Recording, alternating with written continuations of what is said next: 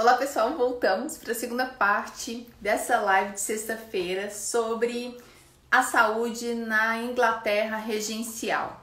Eu vou contar com a presença do Herbert, que vai dividir essa tela aqui comigo e as nossas pesquisas a respeito de saúde e doenças na época da Jane Austen.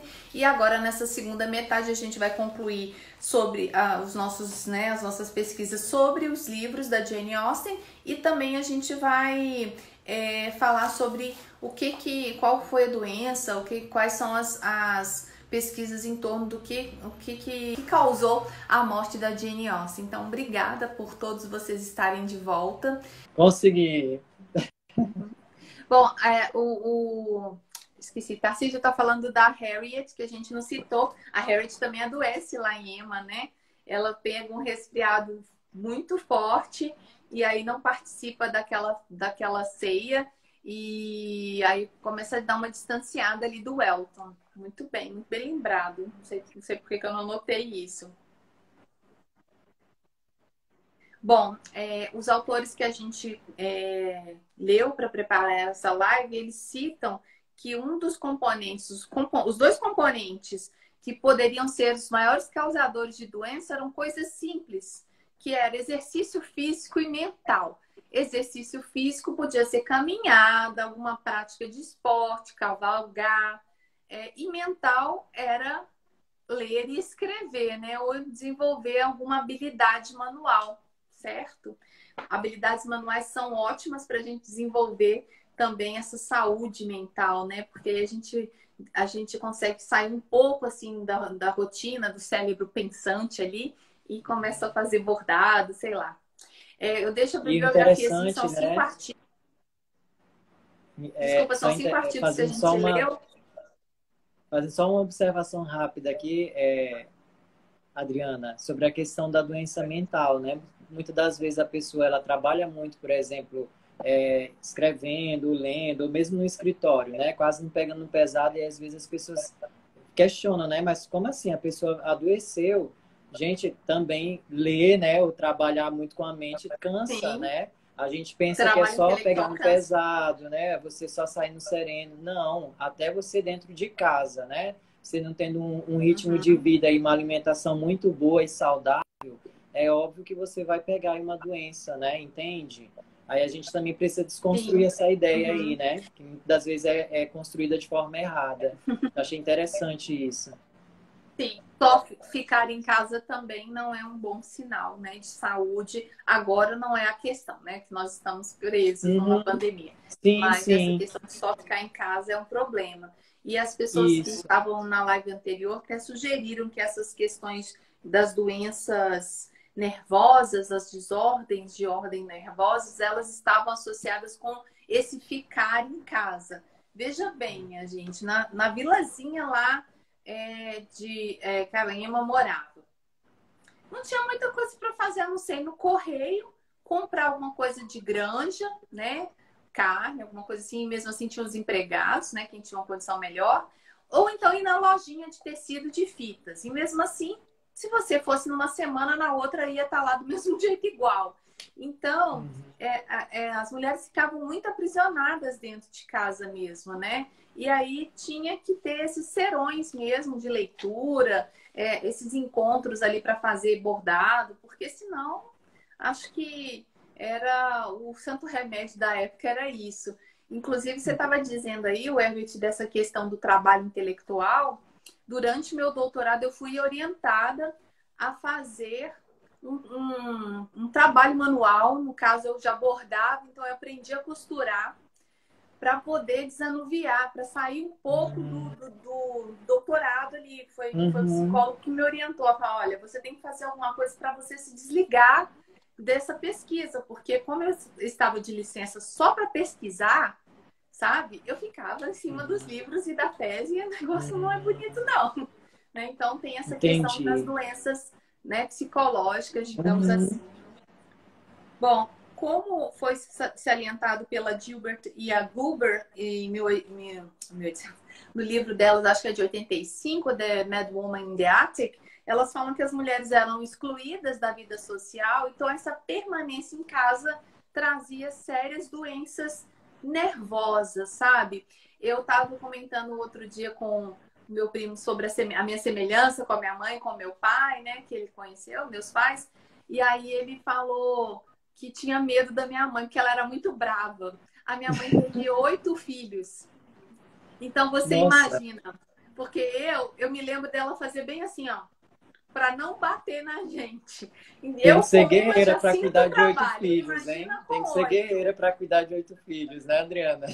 Então, imagina, a função era só casa, casa, filho, casa, menino brigando, porque menino, né, junta para brigar. Uhum. Então, percebe que ali numa situação dos anos 70, anos 80, que era, né, era o que eu vivia, lá na época da Jane Austen também tinha esses problemas, né, de você só ficar centrado em casa. Uhum. Talvez na nossa geração tenha sido mais perigoso para as nossas mães, porque elas tinham que fazer tudo sozinhas, né? Na época da Jane Austen, quem era classe média tinha empregadas para cuidar das crianças, amas de leite, né? Tinha outras pessoas para ajudar no cuidado. Bom, no texto que a gente leu, aí a Jane está atenta aí, foi um trabalho de mestrado da Kelly Bryan Smith, da Universidade do Estado da Flórida. Ela falou sobre doença e gênero na ficção de Jane Austen.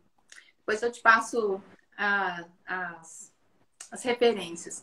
E ela faz, eu vou só falar, depois aí eu te dou a palavra. Ela divide a dissertação dela de mestrado em 3 tópicos, 3 capítulos, né? Ela fala sobre como os homens e as mulheres são punidos na obra da Jane Austen. No capítulo 2, os inválidos e os hipocondríacos. E no capítulo 3, as mulheres saudáveis. Você quer acrescentar alguma coisa antes da gente entrar nessa conversa?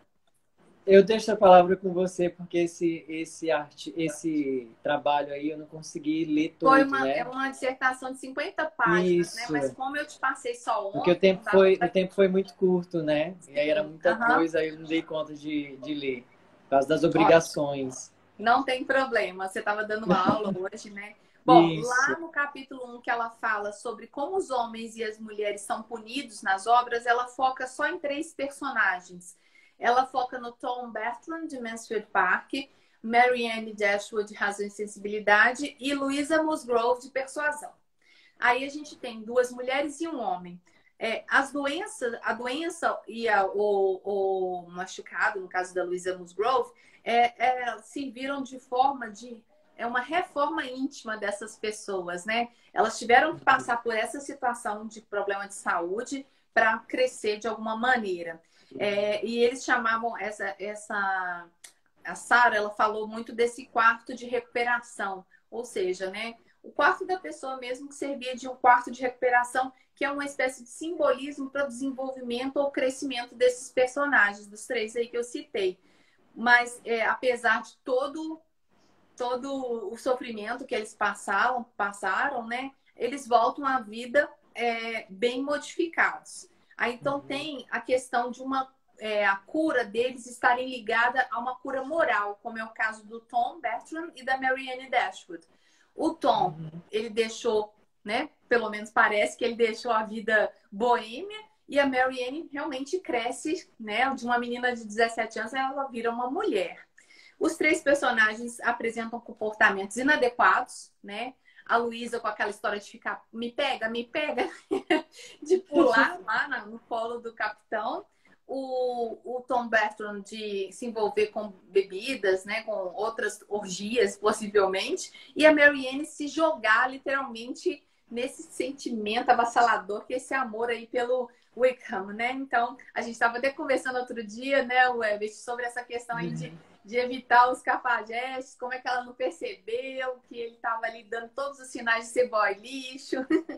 Bom, esses 3 personagens, apesar desses comportamentos inadequados do início das histórias, eles passam por transformações que são possibilitadas somente pela doença. É a doença que traz essa transformação moral, né, dos É aquilo que eu personagens. tinha comentado, né, Adriana? Que muitas das vezes a gente precisa passar por uma situação dessa que praticamente põe em risco a nossa vida, e só a partir disso é que a gente vai repensar, né? Alguns valores, algumas decisões erradas, entende? Muitas das vezes acontece isso, infelizmente, né? Ou felizmente, dependendo aí da situação. Aí, essa autora, ela escreveu essa dissertação em 2007, ela chama a atenção que para a Luísa e para a Marianne, elas só são consideradas totalmente recuperadas só quando elas se casam. Casou agora, então agora tá feliz, ela tá saudável, tá totalmente recuperada. E, em contrapartida, o Tom, ele praticamente some do livro. Então, assim, ele deixa de ser aquela figura degenerada, mas não tem casamento pro Tom, né? Percebe a diferença do tratamento entre homens e mulheres? Bom, aí avançando para o capítulo 2 da dissertação da Sarah, ela fala sobre os inválidos hipocondríacos, que não dá para deixar de lembrar do senhor Woodhouse, que a gente já falou aqui, né? E ela fala muito da indulgência com relação às doenças, que pode estar relacionada com o poder das heroínas, das personagens, de um modo geral, das mulheres, e a preguiça ou incapacidade dos homens. Então, a doença transforma uma mulher, dá um pouco de empoderamento, né? Essa educação emocional, sentimental, né? Que elas passam também, dá um certo empoderamento. Por exemplo, no caso de persuasão da senhora Smith, a amiga da Anne Elliot, após a morte do marido, e ela tá com esse problema de... nas juntas, esqueci a palavra. Artrite? Quase artrite. É bem parecido. Ela vai para baixo para se tratar. Então, ela vai sozinha, viúva, mas vai para se tratar. Então, é um desafio. A gente já falou que a Louisa Musgrove, ela perde totalmente o respeito das pessoas por usar a doença para ser coitadinha, né? Essa questão é muito forte, que a gente não para pensar do senhor Woodhouse. Não é só um velhinho hipocondríaco. Ele usa a doença para controlar. Ninguém pode sair para beira-mar, ninguém pode usufruir a vida, né? Assim, na costa da Inglaterra, e para a capital também muito menos, que é suja, poluída. Então, ele quer limitar, né? Ele usa a doença para limitar. A gente tem também, ela cita, mas não é o caso aqui que a gente vai falar hoje, de Sanditon, das personagens que elas, por exemplo, a Diana e a Susan Parker são muito, muito dodóizinhas, são muito doentinhas, e aí vão para aquela cidade costeira que é Sanditon para poder respirar um ar mais puro. Por fim, na dissertação da Sarah, ela fala sobre as mulheres saudáveis, que essas mulheres elas conseguem, ao longo do texto, né, não adoecer e manter essa vida saudável e ter uma permanência, que é o caso, por exemplo, da Anne Elliot, que ela adoece aos poucos, mas depois porque ela foi persuadida, né, pela Lady Russell. A Jane Bennet, ela também tem essa questão de não ser bem orientada. Não tem um pai ali para orientar, a mãe que, né, bora pegar uma gripe pro carinha te receber na casa dele. Porém, a gente tem mulheres mais fortes, como, por exemplo, lá em Persuasão, a senhora Croft, que ela é esposa do almirante, e ele leva essa esposa para as viagens. Olha que sensacional isso. Então, ela tinha que ser uma mulher muito forte, de saúde forte, né? E ela parecia uma pessoa muito feliz, né? De continuar essas viagens ao lado do marido. E a gente tem a Emma e a Elizabeth Bennet, que são personagens que são saudáveis, né? A Emma parece que é o sol ali no início do livro, né? O rei sol. E ela mantém essa saúde porque ela não precisa, né, casar, mas ela consegue um relacionamento que também, aparentemente, né, Knightley é bem equilibrado, igual o Darcy. Bom, segunda conclusão que essa pesquisadora chegou, talvez a maneira que Austen conseguiu para aumentar a liberdade feminina sem subverter a ordem patriarcal foi falar dessa liberdade limitada, que é uma liberdade física e intelectual. Física, porque até as roupas não proporcionavam muitos exageros, né? Não podia nem correr direito. E a parte intelectual, a limitação por falta de estudos, de você concentrar a sua temática das conversas em assuntos mais leves, que não são assuntos que mulher devia tocar. Até recentemente não se podia falar dos grupos das famílias nos WhatsApps. Se você fosse mulher, você não podia entrar em política. Eu passei por esse problema. Então, tem lá atrás, há 200 anos, era muito comum esse apagamento, né, digamos assim, da fala das mulheres, porque elas não tinham, eles achavam, né, que não tinham muito o que acrescentar. É um trabalho muito legal, vou repetir aqui o nome dela né, Kelly Bryan Smith, não tem nada de Sarah, depois eu vou deixar nas referências. Disease and Gender in Jane Austen Fiction. A Kelly, já ia falar Sarah de novo. A Kelly, ela esmiuça cada um desses personagens que eu falei de maneira bem superficial. Bom, agora a gente vai entrar num assunto bem chato, né? Que é a morte da Jane Austen e os problemas de recursos, né? Tanto de conhecimento quanto de medicina daquela época que não foram suficientes para cuidar, para detectar de fato o que a Jane Austen teve. Você pode começar? Posso sim. Então, o artigo em que nós, né, tivemos que ler, o autor ele começa pontuando, dizendo que não se tinha, né, muita informação, como a própria Adriana falou, né, sobre essas questões mais de doença, e aí tentaram ali meio que sondar tanto os médicos quanto a própria família da Jane Austen, mas só que eles não deram muitas informações aí precisas e valiosas para que a gente pudesse entender o que foi que aconteceu com ela, né? Uhum. E aí o autor ele chama a atenção nesse artigo que passou então a analisar aí as correspondências da Jane Austen.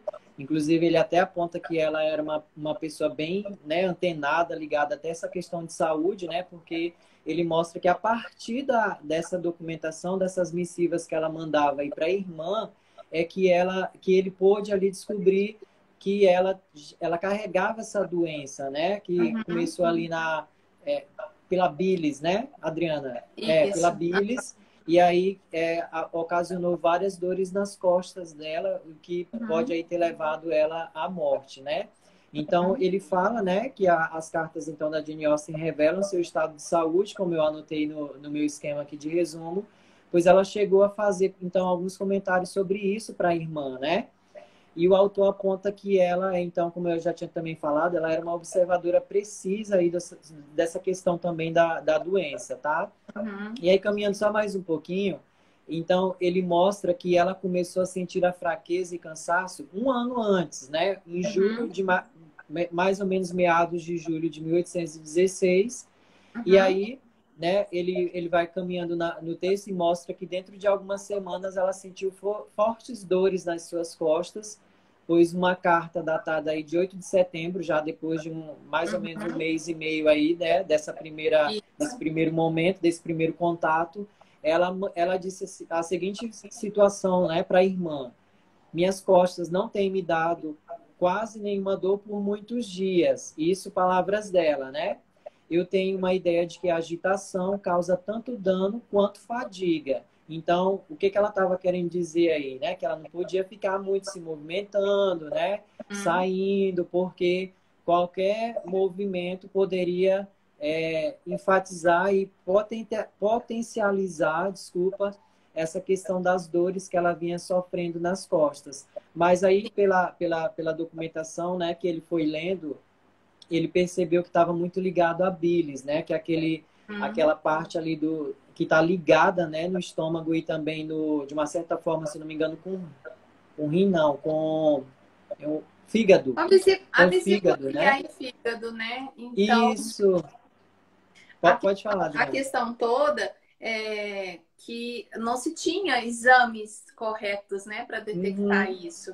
E ela tinha alguns sintomas que começou com vômitos e febre, que aí podia ser qualquer coisa, né? Era mais generalizado.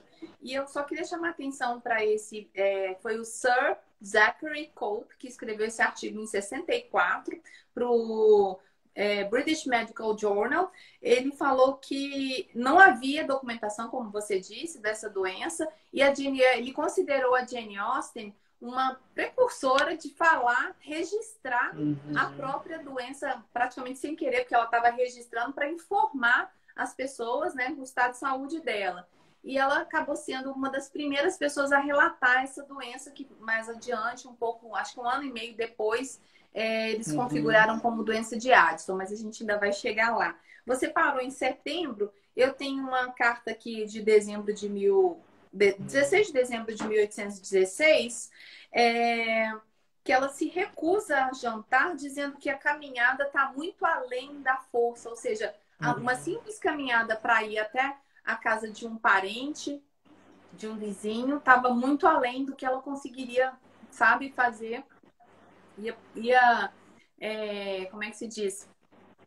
Fazer com que ela se esforçasse muito, né, para poder fazer essa caminhada. Eu percebi também, Adriana, assim, pelas informações que ele levanta, né, de que ela vinha sofrendo, né, e aí ela recusou esse jantar porque pelas entrelinhas a gente percebe isso, né, ela tinha esse medo aí, né, de a dor voltar, de piorar, né, e ela talvez vir aí a falecer ou ficar acamada por muitos dias e tal, e dar ali trabalho até para os pais, né? Que é uma situação aí que pesaria muito aí também, até no orçamento da casa. Familiares, né? Isso, então ela sofria, né? Ela vinha sofrendo e tentava, né, o máximo possível não ter muitas essas caminhadas, né? Não sair muito de casa. Inclusive, eu até também coloquei essa parte que ela coloca assim depois, né? Que ela evitou a caminhada, ela não foi para o jantar,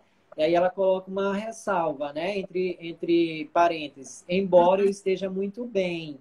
Então, ela também deixa aí nas entrelinhas, né? Eu estou bem, mas só que uma caminhada dessa pode me trazer algum problema, né? Então, ela tinha esse receio, aí a gente percebe. E essas crises que ela começou lá no início, tendo, que estava relacionada à bilis, eu tive problema na vesícula, eu tive que retirar a vesícula e eu passei muito mal. Eu passava muito mal de enjoo, de vômito e tinha dor de barriga, eu não sabia o que que era. Por exemplo, eu não podia comer um lanche McDonald's. Opa, falei o nome. Um sanduíche no shopping, que eu tinha dor de barriga ali mesmo, entende? Mas não é por causa da empresa, é porque a vesícula estava toda bugada, sabe? E aí, minha gente, deixa eu contar, em pleno século XXI, tá? Os médicos estavam começando a querer tratar como depressão pós-parto, porque eu passei a gravidez e até quase um ano da minha filha com essas dores, com esses enjoos, com essa coisa louca, até que uma médica bem senhorinha, assim, eu relatei as coisas e ela falou assim, deixa eu ver os seus olhos. Seus olhos são muito amarelos. Aí ela falou, eu acho que você tá com problema na vesícula, com pedra na vesícula. Fiz o exame, tinha um tanto de pedrinha lá. Olha pra você ver que curioso, mas aí a gente teve que fazer exame de imagem, né? Tava na modernidade, eu fiz uma cirurgia por vídeo, não tive cortes, né? Exagerados, foi pontinhos assim. Então, percebe, inclusive eu fiz. Você também fez? Pode terminar, eu falo depois. Você imagina a dor da Jane Austen, né? Sem remédio forte para a dor. Eu fiz uma pesquisa, né, para saber que sintomas ou o que esse problema aí dessas pedras, né, pedras na vesícula podem causar, que é o que também ele relata, né, que ele vai ali mostrando pelas cartas da Jane Austen, entende? Então tem dor abdominal aguda, pode irradiar pelas costas, que eram as dores que ela sentia, né? Costuma ocorrer minutos após a refeição, febre, amarelamento dos olhos, né? Da pele também, como você mencionou, que a médica conseguiu perceber isso, que é a chamada icterícia, inchaço abdominal, fezes claras e náuseas e vômitos. Então, provavelmente a Jane Austen também ela passava aí por algum desses problemas, né? E vinha sofrendo aí em silêncio. Sim. Sem saber, inclusive, o que podia ser, né? É bem complicado. Bom, continuando aqui, lá numa carta em janeiro, você está com a sua anotação aí também, em janeiro de 1817, ela confessa, ela manda uma carta para a amiga Aletheia Bigg, E ela confessa que a sua doença está num estágio muito avançado, está muito grave, e que achava que era problema mesmo da bile, né? Ela cita isso na carta, e essa questão da bile é sinal, é indicativo, segundo o autor, né, o Sir Zachary, que é um indicativo de alguma irritação do gasto intestinal provocado, né, por náusea e vômito aí. E essas poucas informações sobre o estado de saúde dela persistiram até fevereiro, né, em fevereiro, março, porque nas cartas não tinha uma menção mais detalhada. Apenas, por exemplo, em fevereiro, que ela estava com o joelho envolto em flanela porque ela sentia dor. Não dá para saber, né, o que era. Mas essas dores nas costas, vômito e náusea é muito comum de quem tem problema na vesícula. Eu ficava caminhando a madrugada inteira dentro do apartamento de tanta dor, achando que era porque eu tinha comido uma coisa muito gordurosa. E, inclusive, o meu trabalho de parto foi desencadeado por uma crise na vesícula. Comecei a sentir muita dor e aí eu desencadeou o trabalho de parto. Aí, nessa parte... Só comentando aqui rapidinho, Adriana, eu traduzi, né, a fala dela aí em relação às informações que ela presta à amiga Letéa, né? Olha só o que ela falou. Eu realmente ganhei força durante o inverno, porque ficou dentro de casa, né, sem se movimentar muito, e não estou longe de me sentir melhor. E eu acho que entendo o meu próprio caso agora bem melhor do que eu entendia. Aquela questão que eu pontuei no início, né? Que o autor mostra que ela tinha essa visão aí mais apurada dessa doença, né? E aí ela continua. E ser capaz, através de cuidados, evitar qualquer retorno grave da doença. Então, aí ele até pontua, né? Grave da doença porque ela tinha passado aí maus bocados, né? Tipo assim, sozinha ali, não podendo externalizar muito, né? Não compartilhar muito do sofrimento, então ela praticamente sofrendo sozinha. E eu estou mais e mais convencida de que a bile, aí ela menciona, né? A bile é a origem de tudo que tenho sofrido. Então ela tinha um certo conhecimento aí, né? Médico, ou sei lá, da doença, enfim. Que ela mencionou até isso, né? Então, eu estou mais e mais convencida de que a bile é a origem de tudo que tenho sofrido, que torna fácil saber como tratar a mim mesmo. Ou seja, ela aí também tinha essa questão de saber ali, ter esse conhecimento mesmo que, como é que fala? Quando não é um conhecimento muito acadêmico, tem um nome, né? Eu não lembro aqui. Deu branco. Mas ela não tinha esse conhecimento mais acadêmico, mas ela conseguiu, né, ter essa visão aí dessa doença que a afligia e tentar ali se tratar, né, por meios ali que ela conhecia, entende? É mais ou menos essa ideia aí que eu achei interessante da fala dela.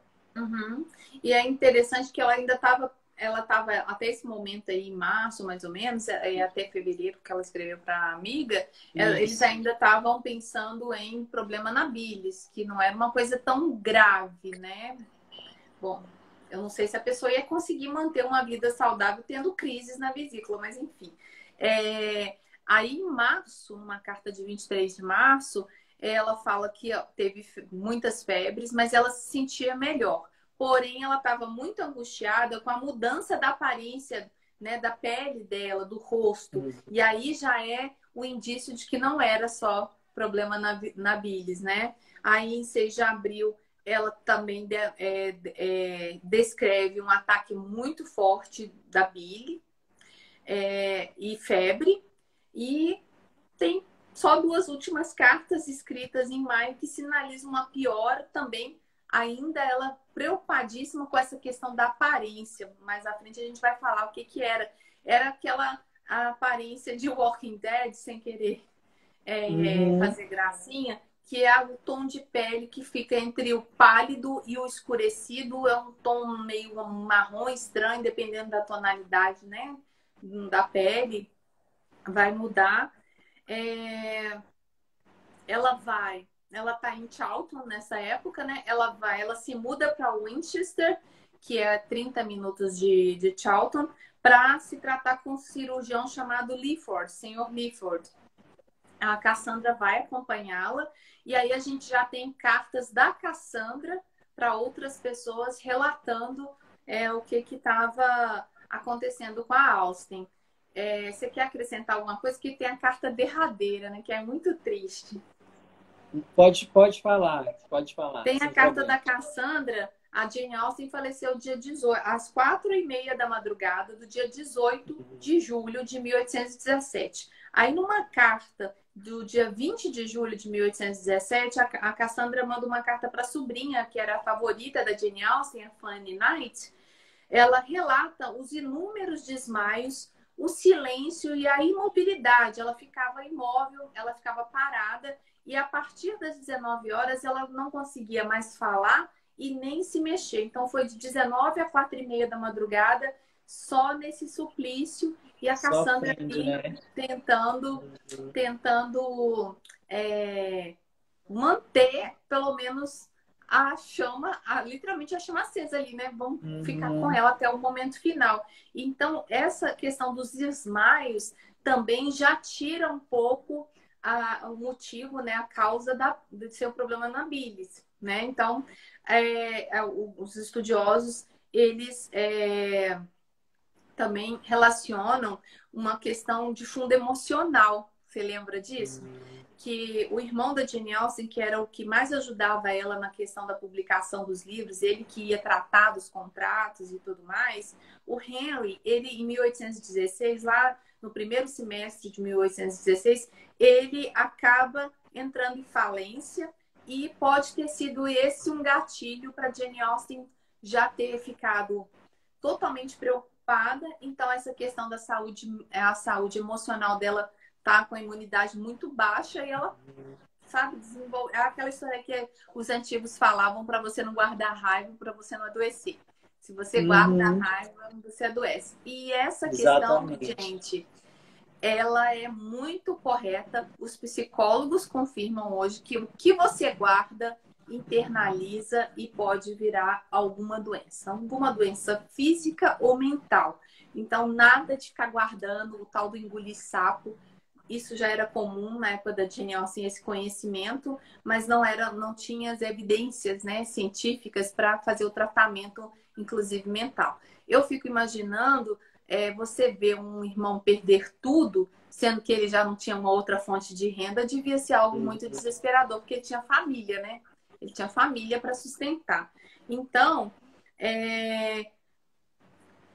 o autor desse livro, o Sir Zachary Cope, ele disse que não havia indicativos de uma doença intracraniana ou intratorácica, e a não ser os desmaios, que esses desmaios podiam estar ligados a alguma doença cardíaca, né?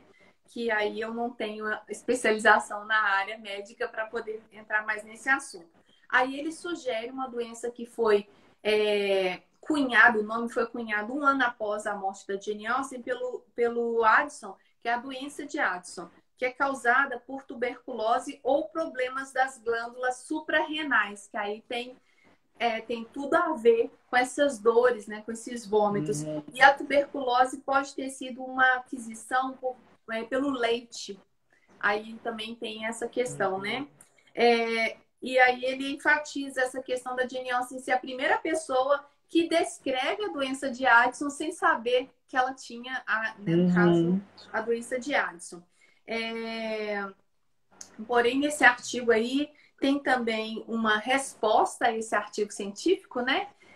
Do Sir Zachary Cope. Quem responde a ele é o Bevan, de Woodstock, em Oxon, na Inglaterra. Ele responde alguns dias depois, considerando, lá em 1964, tá, gente?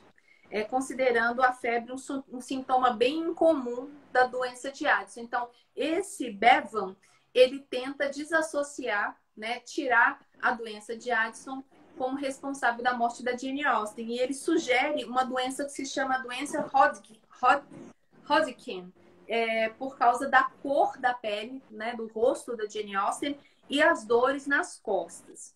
E ele diz que está mais parecido com essa doença de Hodgkin porque ele atendeu um homem com os mesmos sintomas que a Jane Austen descreve nas suas cartas.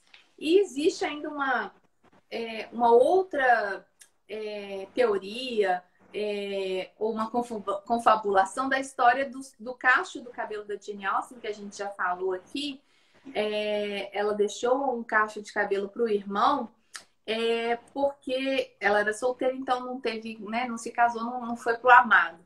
Mas no cacho de cabelo que está lá em Charlton House, hoje em dia, na exposição no Museu Jane Austen, eles detectaram uma alta concentração de arsênico. Então, ela pode ter sido envenenada sem querer, ela mesma ter tomado uma dose mais forte ou várias doses de arsênico e aí ter sido envenenada. Essa pode ser uma das causas. E aí justifica pela alta concentração desse produto no cabelo dela, que é perceptível.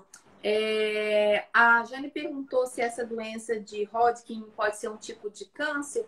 Eu acredito que esteja relacionada com câncer, mas não dá para a gente falar porque o corpo da Jane Austen não foi exumado, né? E não tinha muito avanço naquela época. Vamos lembrar que até os anos 70 aqui no Brasil, ou dizer até os anos 80, não se falava câncer, falava aquela doença.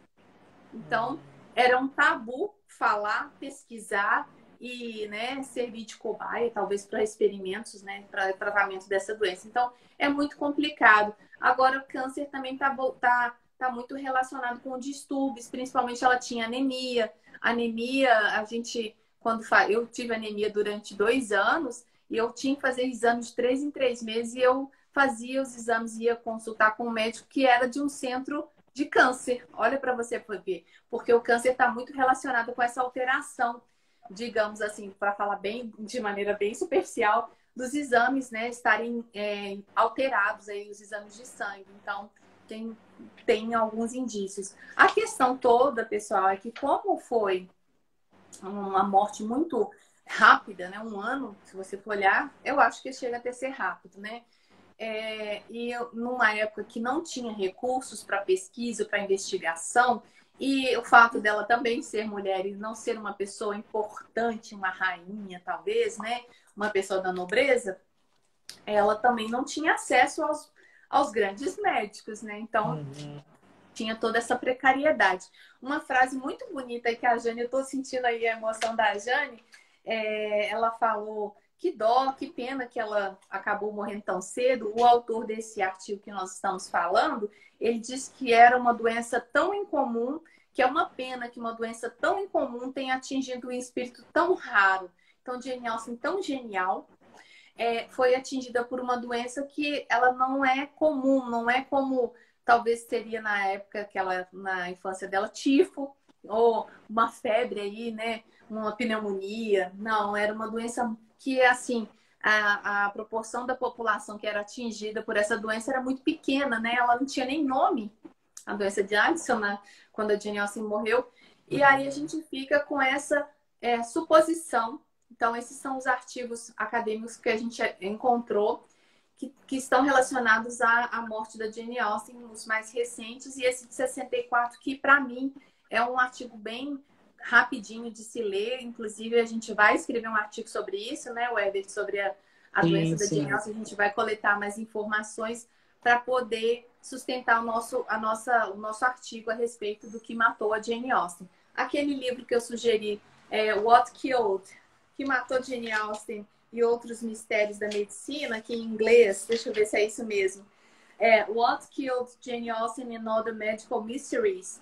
Ele não fala muita coisa, são 3 páginas só sobre a doença da Austen, e ele cita muito essa dificuldade, né? Eles citam muito a dificuldade de precisão de um diagnóstico. Então, ele fala sobre dores musculares, sobre uma bactéria que pode ter... como é que fala, gente? Agora eu tô com medo de errar a questão o jargão médico.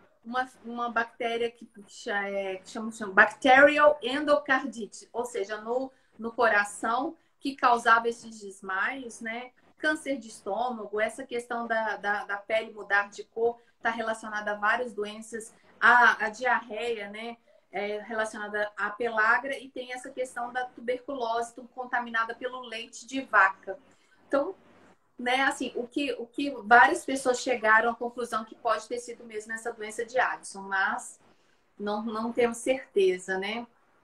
E aí a gente tem muito o que lamentar, porque esperávamos várias histórias né, dessa Pois Jane é. já mais madura, com certeza a gente ia se deliciar muito com a obra Uhum. dela. Eu queria te deixar para os minutos finais para você encerrar, porque eu falei, né, para variar muito. Bom, então é basicamente isso, né? A gente então fez esse estudo aí, né, da Jane Austen. É uma pena realmente, eu corroboro aí o que a Adriana falou, que a gente tenha perdido a Jane Austen tão cedo, né? Porque ela praticamente, gente, morreu com 41 anos de idade, né? Então, praticamente uma pessoa que ainda está começando a vida, né? Se a gente for analisar bem, eu tenho certeza também, como a Adriana falou, que se ela tivesse aí sobrevivido, ela com certeza teria nos dado aí, nos deleitado com romances, mais romances interessantes, como ela já deixou, né? Entende? Uhum. É uma pena, eu também lamento, né, que infelizmente ela tenha morrido aí com Infelizmente. essa idade aí cedo, né? Mas é a vida, né? Fazer o quê? O bom é que a gente tem essa vida, essa sobrevida, que aí a gente já chama até para a modernidade, sobrevida digital da Jane Austen, que ela se mantém viva pelos livros, pelas adaptações, Uhum. pelas nossas discussões. E eu queria convidar vocês para. Eu ainda vou publicar isso, vou traduzir ainda o convite. No próximo dia 11 de julho, a Jane Austen Society of United Kingdom, lá do Reino Unido, está fazendo 80 anos. Eu fui convidada para fazer um vídeo com eles para essa celebração. Então a gente vai fazer uma festa online. Eles vão fazer uma festa online. Eu vou estar só presente no vídeo, né? E aí eu vou postar para vocês a série de eventos no sábado, dia 11 de julho, lá da Jane Austen UK, do Reino Unido. Como a Jane Andrade falou, 200 anos de sobrevida, sim, porque ela se mantém vivíssima, né, nessas obras e assim, né? Todo tipo de coisa. A gente aqui tem os bonequinhos. A Janinha que eu tenho de amigurumi. Todo mundo reconhece que é a Jane, não é? É assim, já é uma coisa. Os meus alunos, eles me chamam de Jane. Eles não me chamam de Adriana. Eles chamam. E aí, Jane? Não sei o quê. Assim, eu não sei os da graduação, ainda não tiveram intimidade para isso, mas do ensino médio eles me chamam de Jane, com certeza. A professora que só fala de Jane Austen. Bom, pessoal, eu queria agradecer a vocês pela paciência, porque essa live tinha que render esse assunto todo, porque era muita coisa para falar. E agradeço muito você, o Herbert, por ter topado fazer essa live comigo. E a gente se preparou em tão pouco tempo, né, para falar sobre esses Uhum. assuntos. Ó, gratidão, te agradeço muito. Muito obrigada. Ó, boa noite para Eu que vocês. agradeço aí pelo convite, Adriana. Eu que agradeço pelo Obrigada. convite, porque também eu gosto, né? Eu sou amante aí da literatura, professor de literatura, Sim. óbvio, e eu gosto muito da Jane Austen, né? É uma Uhum. autora, assim, que eu acho que toda pessoa leitora, ela tem que ler Jane Austen, né? Sim. Pela essa precisão verbal, né? Pela essa ironia, pelo esse tratamento com a linguagem, por esse Uhum. tratamento da questão da mulher. Então, eu acho que todo leitor teria que, sim, ter contato com ela. Uhum. E eu acho só, agora, antes da gente encerrar, que eu tenho a impressão que ela não fazia isso com esse propósito. Olha, eu vou denunciar, eu sou feminista mesmo, né? Porque não existia esse termo. Ela Uhum. fazia retratando apenas o que ela vivia, o que ela experimentava, o que ela observava. E aí a gente consegue, por meio das palavras e desse olhar da Jane Austen, a gente consegue visualizar como aqui nessa live. Quem que ia falar que os personagens masculinos têm doenças, mas eles têm um encaminhamento diferente das mulheres, né? Galton Uhum. Bethan, né? Ou então os homens que têm problema de gota. Eles só têm pronto, vão para bafo e resolvem o problema. As mulheres Uhum. continuam doentes quase a ponto de morrer, né? É. Bom, agora eu acho que a gente tem que desligar, né? Boa noite para todos e um ótimo final de Boa semana. noite, gente. Lembrando que a partir de julho nós não teremos mais lives às segundas-feiras, porque eu vou voltar a dar aulas e a gente está, né, na rede federal com essa volta às aulas de modo remoto. Então, nós vamos ter na quarta-feira o começo, a leitura, releitura, para alguns, de Orgulho e Preconceito, e a partir do capítulo 1 ao 10, no dia 8 de julho. Obrigado, boa noite, gente. Obrigada aí pelo feedback. Tchau, gente.